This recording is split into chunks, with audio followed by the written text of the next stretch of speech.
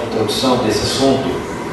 Primeiro, porque nós vamos abordar várias pessoas nessa noite, e a minha abordagem não é, e de forma alguma pode ser uma abordagem no sentido de examinar a sinceridade, a motivação ou a fé dessas pessoas. Eu vou falar de alguns líderes brasileiros, mas de nenhuma forma eu posso julgá-los, né? Jesus me proíbe isso. Lembrando também que o meu telhado é de vidro. Então, a minha abordagem não é da pessoa, a minha abordagem é do abraçar dessa pessoa a um movimento norte-americano que chegou ao Brasil e que reavivou ou reativou esse moderno movimento de apostolado. A minha crítica aqui não vai ser as pessoas, minha crítica vai ser a adesão a esse tipo de movimento, completamente espúrio. E hoje nós vamos falar basicamente dos novos apóstolos brasileiros, entendendo algumas coisas dentro da Escritura, basicamente do que é ser um apóstolo, ok? E para isso eu gostaria que você tivesse a sua Bíblia, ou abrisse a sua Bíblia, na primeira carta aos Coríntios, do capítulo 4, do verso 9 ao verso 15. Nesse texto, o apóstolo Paulo, aí sim, o genuíno apóstolo de Cristo, trata a respeito do apostolado. E aqui ele diz o que é um apóstolo, como se comporta um apóstolo, como vive um apóstolo, e o que ou a que está sujeito um apóstolo. É a partir da palavra de Paulo que nós podemos então ter um exemplo e um modelo do que seja ser apóstolo.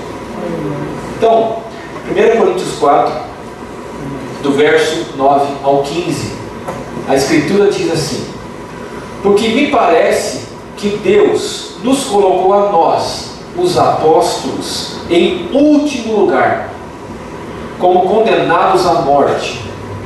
Viemos a ser um espetáculo para o mundo, tanto diante dos anjos como diante dos homens. Nós somos loucos por amor de Cristo, mas vocês sensatos em Cristo. Nós somos fracos, mas vocês são fortes. Vocês são respeitados, mas nós desprezados. Até agora estamos passando fome, sede e necessidade de roupas.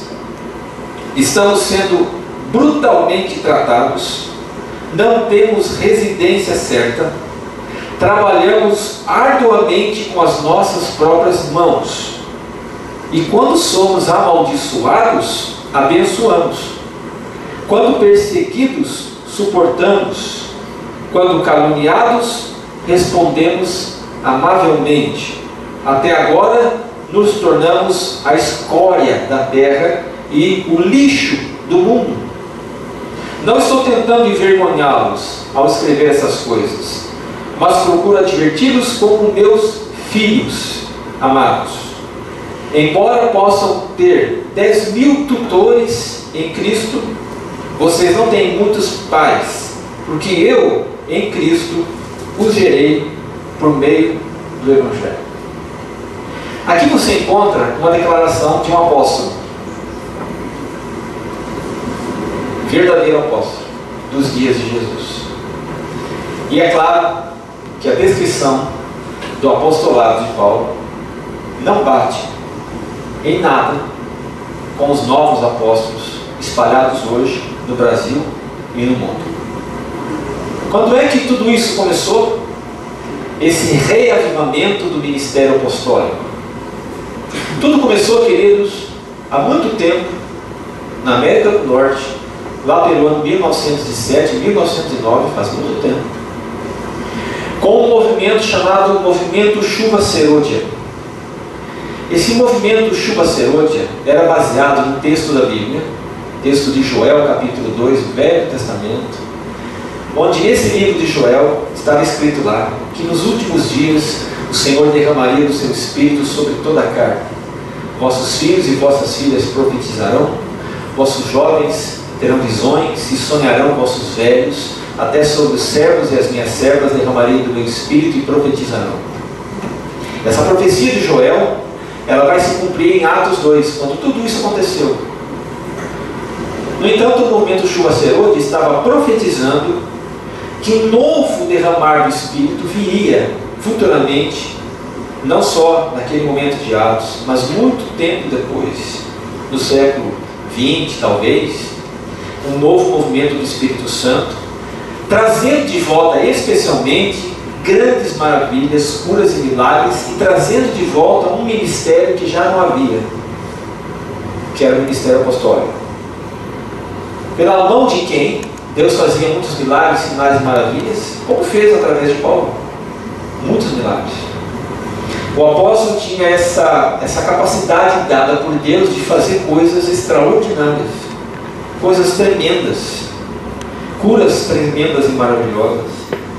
E de forma que esse movimento Chuva Serode prometeu trazer de volta, através da ação do Espírito Santo, esse novo formato do apostolado. Esse movimento Chuva Serode começou a crescer nos Estados Unidos ao longo das eras, chegou ao Brasil, é defendido e pregado no Brasil através de muita gente, através de muitos cantores, e falam bastante desta chuva serôdia, que tocam chofar, etc. e tal, como eu já falei semana passada. E ele levou muitos pastores do Brasil a abandonar o título de pastores e passarem a usar o título de apóstolos. Parece que o título pastor já não é tão necessário, já não basta. É preciso ser apóstolo. E todo novo apóstolo, você vai perceber, ele tem uma caracterização tipológica. Todo apóstolo precisa usar o anel de apóstolo. Todos eles têm. E nesse ministério apostólico, o que conta são as curas e milagres e maravilhas na igreja. Um outro detalhe é que o novo apóstolo, ele ocupa uma posição superior a qualquer líder de outra igreja ou da sua igreja. Ele é superior a bispos, ele é superior a pastores, ele é apóstolo. Porque isso lhe foi legado como uma dádiva direta do Espírito Santo, sem intermediação humana. Esse movimento do qual eu falei, Chuva Serode, começou em 1907 e possui algumas ênfases. A primeira delas, chegaria uma nova época, onde o Espírito Santo demonstraria o seu poder de um jeito que o mundo nunca viu. Segunda ênfase, nem mesmo o tempo dos apóstolos teria visto tal movimento fantástico de grande manifestação do poder de Deus e do Espírito Santo. Terceira ênfase, surgiriam novos apóstolos. Os novos apóstolos iriam realizar mais sinais do que Paulo, Pedro e todos os outros reunidos, em maior número, em maior importância. Essa é a ênfase. Por isso hoje nós temos inúmeros apóstolos espalhados pelo Brasil, fruto dessa teologia da Chuva Serode.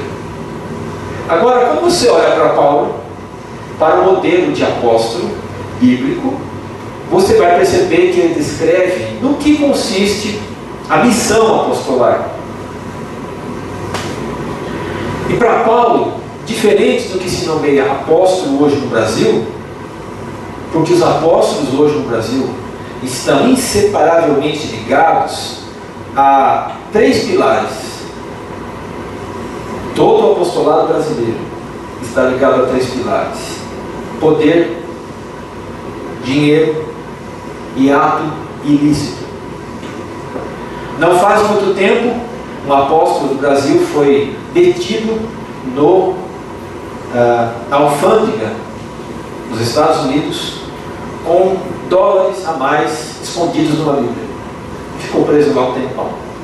Um apóstolo brasileiro com dinheiro a mais não declarado. Dinheiro, poder e ato ilícito. Esses são os pilares os quais se apoia o apostolado brasileiro. Agora, quando você olha para a palavra apóstolo na Bíblia, ela quer dizer simplesmente aquele que recebeu uma missão, o que recebeu uma nomeação, o que foi enviado para. Essa é a ideia do apóstolo. E aí, eu fico examinando essa palavra, queridos, eu fico percebendo que eu sou um apóstolo. Você é um apóstolo. Você é um apóstolo. Sabe por quê? Jesus virou para os discípulos certa vez e disse: eu, do mesmo jeito que eu fui enviado do céu, ele usa a palavra apóstolo, eu envio vocês ao mundo, para que todos que crerem em mim através de vocês também sejam enviados ao mundo. Ora, o que é um apóstolo? É uma pessoa que recebe o Evangelho, crê em Jesus e é enviada para o seu ambiente de trabalho, para a sua família, compartilhar Jesus com os outros. Simples. Isso é apóstolo. Não precisa de anel, não precisa de poder, nem dinheiro, nem ato ilícito para fazer isso. Todo mundo é apóstolo aqui. Ficaram contentes? Todos somos apóstolos.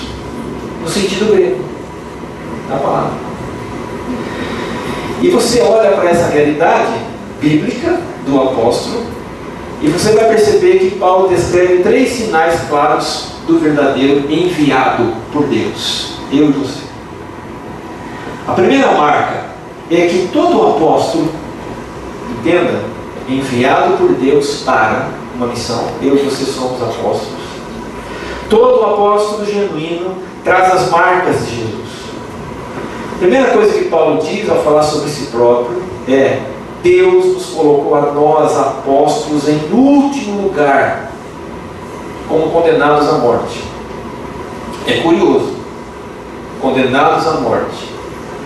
Se você vai para a carta dele aos Romanos, ele diz: nós somos mais do que vencedores por meio daquele que nos amou. Mas ele diz: nós somos, todos nós somos como ovelhas mandadas para o matador. É a mesma coisa que ele está dizendo. O fato de nós termos Jesus na vida, queridos, o fato de nós crermos em Jesus e vivermos Jesus, nos leva para a morte todo dia. Mas o que eu estou dizendo com isso? Eu estou dizendo que toda vez que você vive como cristão, de alguma forma, você vai sofrer algum tipo de preconceito, vai sofrer algum tipo de crítica, algum tipo de zombaria, algum tipo de suspeita, algum tipo de zombaria no sentido de moral. A gente é condenado à morte todo dia, por quê? Porque a gente está numa contracultura. O cristianismo é uma contracultura a essa cultura. Uma cultura apegada a dinheiro, uma cultura apegada ao jeitinho, uma cultura apegada ao prazer em si, à individualidade. E você e eu não somos individualistas, nós somos solidários porque somos cristãos. A gente não pensa só na gente, a gente pensa no outro. Nós não somos pessoas apegadas a dinheiro. Então a gente entra numa cultura de segunda a segunda que força a gente a ser assim. E quando a gente diz: não, eu não estou trabalhando para ficar rico, as pessoas dizem: deixa de ser besta. Quando a gente diz: os meus valores são outros, eu compartilho e sou solidário com aquilo que eu tenho para ajudar outros, as pessoas de fora dessa cultura dizem: deixa de ser besta. Quem que pensa nos outros? Quem que importa com isso? Então nós estamos numa cultura de morte. Por isso Paulo diz: nós somos condenados à morte todo dia. Só que a função dos apóstolos no tempo de Paulo era viajar pelo mundo às próprias custas para expandir o Evangelho. Isso incluía, queridos, passar fome, passar frio, não ter acolhida e ser rejeitado e às vezes preso. Quantas vezes Paulo foi preso por causa do Evangelho? Inúmeras. Ele era um tipo de desbravador, um tipo de bandeirante da fé, desbravando lugares e chegando com o Evangelho nesses lugares. Para mim, queridos, um apóstolo bíblico hoje, sabe onde ele estaria? Se eu pego o modelo de Paulo, um apóstolo bíblico hoje estaria lá na África, naquela região atingida pelo ebola, levando o amor de Jesus lá. Um apóstolo hoje estaria no meio daquele grupo islâmico, o Estado Islâmico, na faixa de Gaza, nas favelas de São Paulo e do Rio. Eu me pergunto: tem algum apóstolo brasileiro lá? Porque Paulo foi para esses lugares. Porque lá era preciso. Era lá que o Evangelho tinha que chegar. Ser apóstolo, então, é arriscar a vida por Jesus. O apóstolo traz as marcas de Jesus na sua vida. Mas eu olho para os apóstolos contemporâneos, eu vejo outra coisa. Eu os vejo transitando pelas ruas com seus importados. Eu os vejo desfilando de Armani, sapatos de couro alemão, melhores restaurantes, mega igreja, um sistema de refrigeração de último tipo, de última geração, viagem ao estrangeiro para fazer missões, mas viagem ao estrangeiro daqueles melhores hotéis do mundo, em Dubai, em lugares muito necessitados, como a Europa, e uma rede bancária, uma renda bancária semelhante a empresários do país. É esses apóstolos que eu vejo hoje. Mas eu entendo, segundo a Bíblia, que os verdadeiros apóstolos são pessoas simples, que levam o Evangelho pelo Brasil e pelo mundo. Você sabia que está cheio de apóstolo anônimo no Brasil, levando o Evangelho? Essas pessoas não frequentam as páginas da Caras, não aparecem na TV, são anônimos, mas estão dando a vida por amor ao Evangelho. Deixa eu te contar uma história para dizer quem é apóstolo. Eu tenho um amigo de formação teológica chamado Ronaldo Lidório, e ele foi uma vez levar o Evangelho para uma região do Brasil, supostamente onde não tinha contato cultural com brancos. Para fazer isso, para levar o Evangelho lá, ele sobrevoou essa região de avião, fez toda a marcação com GPS lá de cima, desceu do avião e foi até onde deveria ir. No meio do caminho, ele contratou um índio para guiá-lo até essa tribo não atingida pelos brancos, sem contato nenhum. O índio foi até uma certa altura da região onde ele estava e disse: me desculpe, mas dali para frente eu não sei, não conheço nada, não me arrisco. Ele contrata um outro índio que dali para frente vai. E ele chega então àquela região. Quando ele chega àquela região, ele se depara com uma coisa absurda, impressionante. Há uma clareira enorme ali, várias árvores já foram derrubadas e há uma abertura enorme no meio da mata. O índio que vai com ele se aproxima, percebe que os índios não alcançados, que não tiveram contato com o branco, estão lá, não são hostis.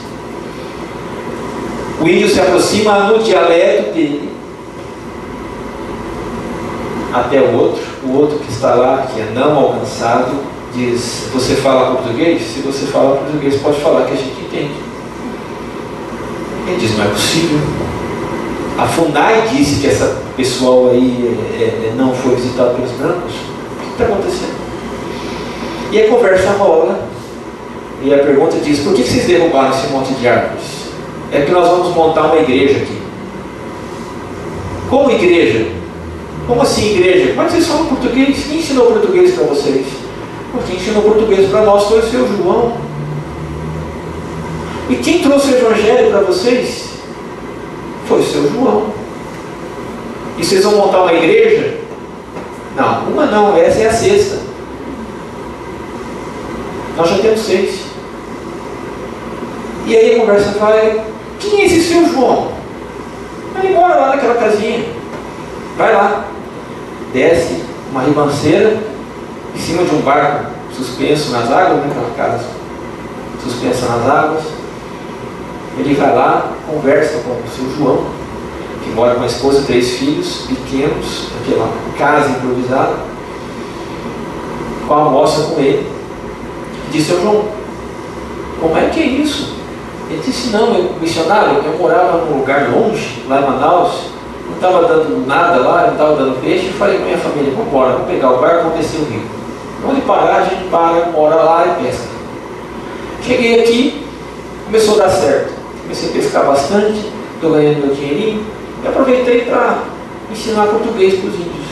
Aproveitei para levar o Evangelho para eles. E hoje nós temos 6 igrejas que eles mesmos começaram por causa do Evangelho. Então esse amigo vira para todos nós e diz: esse é um apóstolo. Como é que uma pessoa leiga faz um negócio desses? Chega num lugar onde ninguém fala a sua língua, prega o Evangelho, começa 6 igrejas novas, não ganha dinheiro em cima disso, e traz o Evangelho e muda a vida das pessoas. E a pergunta final para o seu João: o senhor não tem desejo de dar uma vida melhor para os seus filhos? O senhor está no meio de ensinada com os seus filhos? Ele diz: eu estou dando a melhor, eu estou dando o melhor presente para os meus filhos. Eles nunca mais vão esquecer o que é que tem valor na vida. Isso é um apóstolo. Isso é um apóstolo. O apóstolo vive e dá a vida por amor a Jesus. A segunda verdade de Paulo é que o apóstolo, ele tem consciência de que ele é simplesmente um pecador, nada mais. Paulo diz assim na sua carta: até agora estamos passando fome, sede e necessidade de roupas. Estamos sendo tratados brutalmente, não temos morada certa e trabalhamos arduamente com as nossas próprias mãos. Para Paulo, se alguém quer ser apóstolo, tem que trabalhar para ganhar o seu dinheiro e não viver do dinheiro dos fiéis. Apóstolo que vive da doação dos fiéis não é apóstolo, porque Paulo diz: eu sou apóstolo, passo necessidade, mas eu trabalho com a minha mão. Ser apóstolo não é ter um meio de vida lucrativo, porque a última coisa que a Bíblia promete a quem quer servir a Deus em tempo integral é isso. Se você olhar para as promessas e para as palavras de Jesus em Mateus 8, ele vai dizer exatamente isso. Eu quero atender com você, porque ser apóstolo não significa ficar rico com as ofertas do povo, ganhar dinheiro com a fé dos outros. Se você olhar em Mateus 8, alguém uma vez decidiu seguir Jesus. É interessante você saber essa passagem. Mateus 8 diz assim: então um mestre da lei, um doutor da lei, um professor de religião, que era pago, ganhava bem porque era professor de religião, ele se vira para Jesus e diz: mestre, eu te seguirei por onde quer que fores. Jesus respondeu: as raposas têm suas tocas, as aves do céu têm seus ninhos, mas o Filho do Homem não tem onde reclinar a cabeça. Jesus disse para esse sujeito: você quer me seguir? Não te prometo salário, casa, carro, sustento, nada. É por sua conta e risco. Isso é ser apóstolo. É sobretudo confiar na provisão de Deus para cada um de nós. Mas a segunda verdade que nós estamos falando é que o apóstolo, ele é um pecador que é usado por Deus. Paulo tem a clara compreensão de que ele não é nada mais do que isso. O grande problema, queridos, hoje é que nós temos a percepção apostolar de pessoas que deixaram simplesmente de ser humanas. Elas têm uma compreensão de que elas estão acima da maioria das pessoas, de que elas não sofrem dos mesmos males, das mesmas tragédias, das mesmas dores do que eu e você. Paulo tem a consciência clara da sua fragilidade. Paulo tem a consciência clara da sua luta interna para viver com Deus. Se você olhar para outra carta de Paulo, você vai perceber isso claramente. Paulo diz numa das suas cartas: todo o mal que eu não quero fazer e luto para não fazer, eu faço. Todo o bem que eu desejo fazer, eu não consigo. Dentro de mim há essa contradição. Miserável homem que sou. É um apóstolo falando isso. É uma pessoa que tem clara consciência da sua fragilidade humana e que sabe, se não for pela graça de Deus e pelo poder de Deus, nada vai ser possível. No entanto, quando a gente olha nesses modelos contemporâneos de apóstolo, a gente vai perceber que não é nada disso que a gente assiste. Apóstolos contemporâneos não têm essa noção da fragilidade do ser, não têm essa noção de que dependem de fato de Deus, não têm essa percepção de que Deus é que os sustenta. Sofrem dessa megalomania do nome, do título e do poder. A segunda verdade que Paulo mostra é essa: o apóstolo é um pecador usado por Deus, mas que nunca perdeu a noção que de fato é um pecador. A terceira verdade que a gente olha para a carta de Paulo e percebe é que o apóstolo é uma pessoa inteiramente dependente da ação de Deus e não das suas capacidades. É uma pessoa que depende muito mais do fruto do Espírito do que do dom do Espírito. É interessante quando você observa isso nas cartas de Paulo. Se você olhar principalmente a primeira e a segunda carta aos Coríntios, você vai perceber nitidamente que Paulo começa a falar no capítulo 12 de 1 Coríntios sobre todos os dons do Espírito Santo com os quais Deus abastece a sua igreja. Ele fala dos dons espetaculares, daqueles dons de cura, daqueles dons de línguas, e dos dons não espetaculares como misericórdia, ensino e tantos outros.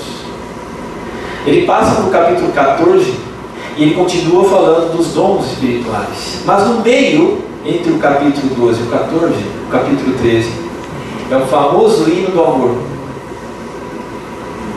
Porque Paulo, entre dois discursos sobre dons, ele introduz um fruto. E ele diz: eu poderia falar até a língua dos anjos. Eu poderia pregar com uma eloquência para arrebatar multidões. Eu poderia ter uma fé enorme a ponto de transportar montanhas.